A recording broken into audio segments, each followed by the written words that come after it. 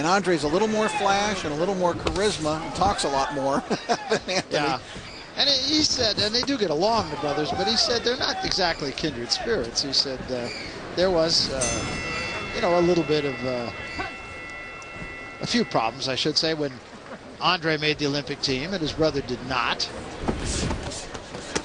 But this ain't the amateurs. No, it isn't.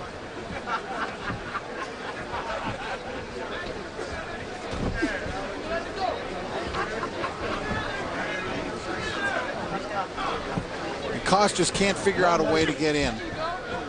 They're asking him to jab his way in, but it's difficult when Dirrell stays in this southpaw stance. He can't figure out how to get past that extended right hand. His chance might be better now on a right hand when Dirrell switches back to right-handed. Dirrell just out-quicking him completely, though, just not allowing Kost to get off.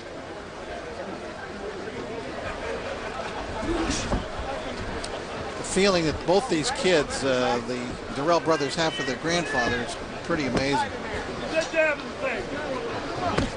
Well, they took him in, both he and his brother. There were 6 kids in the family. 4 stayed with the mom, and he and his brother went to live with the grandfather, and they gave him all the credit for where they are.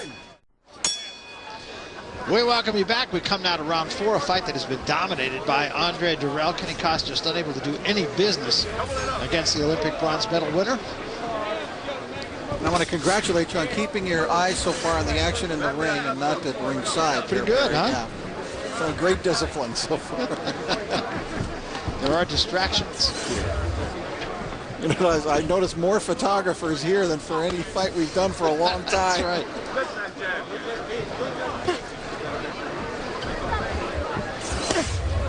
Andre Dirrell all business tonight.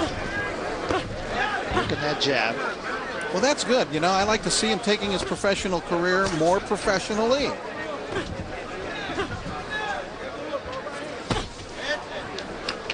Because that fight that we referred to, that was just an amateur mistake that he made against Alfonso Rocha.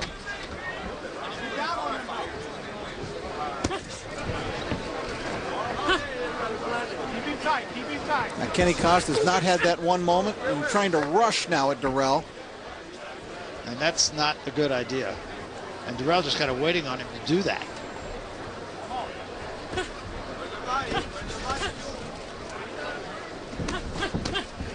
Four jabs. All of them got there. And a right hand to the body. 4 jabs again and a right hand to the body.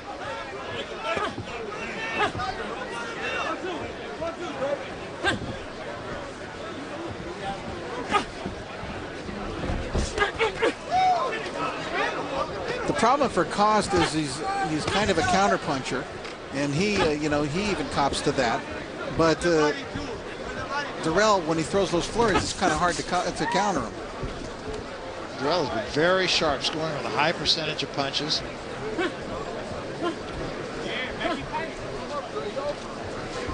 A lot of feinting here from Andre Dirrell, looking for a reaction from Kenny Kost as he feints to see which way he moves when he makes certain moves. Might open something up for him.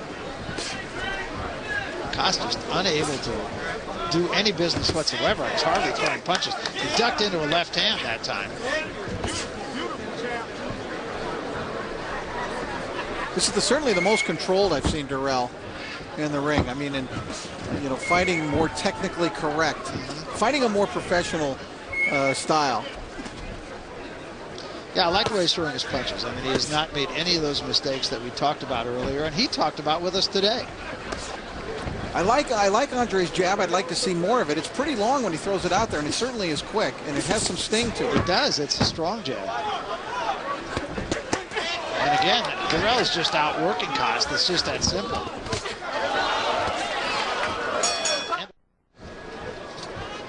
Even the parrot's turning its back on us. I don't know what's going on here. We come, meanwhile, to round number 5. Andre Dirrell and Kenny Kost, and it has been Dirrell that has dominated the fight. He had him down in the first round. Kenny Kost just unable to do any business. Andre Dirrell switches back now to right-handed. Good left hand there. Tony Thompson, who will be in our next fight, our main event, had something befall him that you just never see. I haven't seen it all the years I've been doing boxing. He forgot his shoes. Didn't bring his shoes to the arena here. So guess what? One of our producers, Matt Snyder, filled the breach. Matt's walking around barefoot. Tony Thompson's going to wear Matt's shoes in the fight. Let's go back to Sean O'Grady, who I think is with Tony. That's great. You know, best damn sports show period. Falling through on the shoes too. That's fantastic. You know, you train for weeks in the same shoes. They're your lucky shoes. What happened, Tony? You forgot your shoes tonight? Well, we didn't forget them.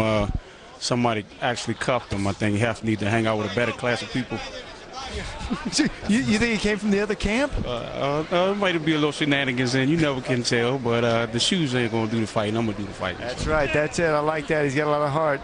Tony Thompson, he says it's not about the shoes, about me hitting my opponent. It should be exciting, guys. Yeah, I think it'll be a lot of fun, but I have never seen that. No, that's the best I've heard from since the LA Clippers center from the early 90s. Benoit Benjamin went to Pete Newell's big man camp and brought 2 left shoes. That's right. Well, which was exactly the way he played. Another good right hand by Kenny Kost, actually. Yeah. And there he takes a right hand, and that's staggering. And now Dirrell will jump on it. Another good left hand by Dirrell.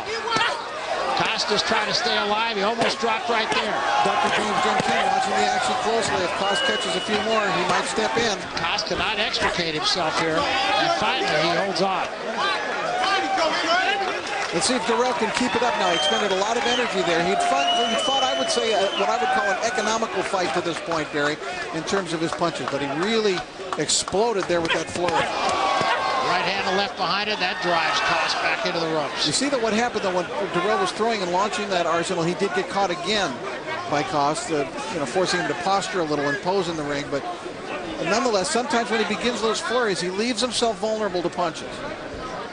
Again, something that just needs to be learned. But once more, you point out the fact that he told us this morning he'd like to have a championship fight by the time he gets to his 20th professional fight. This is number 11. He's already talking about fighting Jermaine Taylor. Yeah. That falls into the category right now, I believe, of wishful thinking. And a 5. Dominant. And back here at the Playboy Mansion, you're looking at a replay from the last round on the right, and live action on the left. And Dirrell was merciless in this particular flurry. He did not let up. He just alternated hands, left, right, and just kept firing away. And I think that Dr. James Chin Kin was thinking a little bit here as he was watching about maybe stepping in. Look at him there. He's getting his leg ready to jump in. But he stayed back, and Kost lives to fight another round. Yeah, Kost finally was able to grab on to Dirrell. This is round 6. This fight's scheduled for 8 rounds.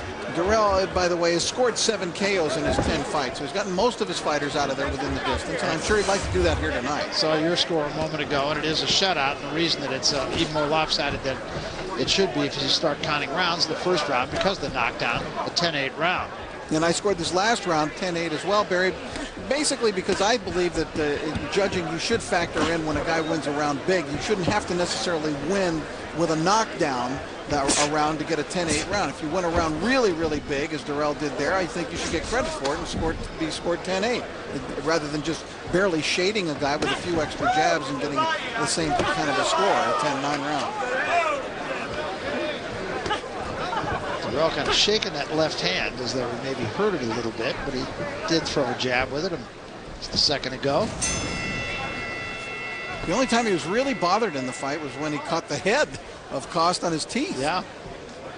He wanted a little break there, and Dr. James Kin just said, carry on, guys. Switches up lefty again. I think he does that with some purpose. He kind of keeps Kost off balance. I don't like a lot of fighters who switch up for apparently no reason, but I think it's working to some effect here for Dirrell. They told us today he doesn't even think about it. I don't know that was a punch. No, it's no knockdown. Oh, he is calling it a knockdown. Wow, it sure looked like a slip to me. He just kind of lurched forward.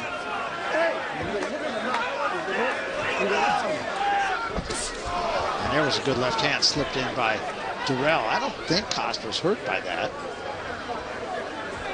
I think he was hurt actually worse in the last round than he was by either of the knockdowns. Yeah, me too.